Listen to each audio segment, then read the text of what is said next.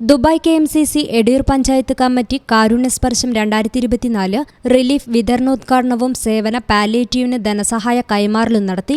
ചടങ്ങിൽ കോട്ടക്കൽ നിയോജക മണ്ഡലം മുസ്ലിം ലീഗ് ജനറൽ സെക്രട്ടറി സലാം വളാഞ്ചേരി മുസ്ലിം ലീഗ് പഞ്ചായത്ത് കമ്മിറ്റിക്ക് തുക കൈമാറിക്കൊണ്ട് ഉദ്ഘാടനം നിർവഹിച്ചു. അത്തിപ്പറ്റ ഫത്തുഹുൽ ഫത്താഹ് ലൈബ്രറി ഹാളിൽ വെച്ച് നടന്ന ചടങ്ങിൽ വാഹിദ് മുസ്ലിയാർ പ്രാർത്ഥന നടത്തി. ദുബായ് KMCC മണ്ഡലം സെക്രട്ടറി ഷെരീഫ് സ്വാഗതം പറഞ്ഞ ചടങ്ങിൽ ഉസ്മാൻ എടയൂർ അധ്യക്ഷനായി.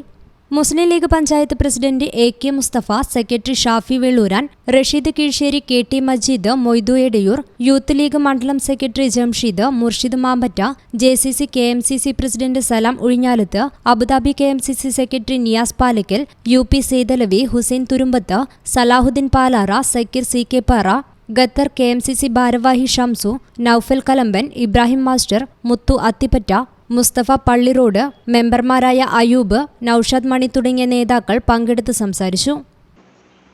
കോവിഡിന്റെ കാലത്തെക്കുറിച്ച് ഉസ്മാൻ പറയുണ്ടായി.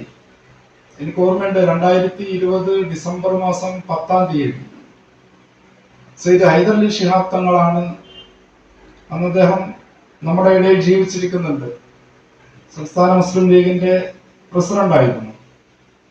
മുസ്ലിം ലീഗിന്റെ സംസ്ഥാന പ്രവർത്തക സമിതി യോഗത്തിൽ KM ഷാജി സാഹിബാണ് ഒരു നിർദ്ദേശം അല്ലെങ്കിൽ ഒരു അഭിപ്രായം പറയുന്നത്.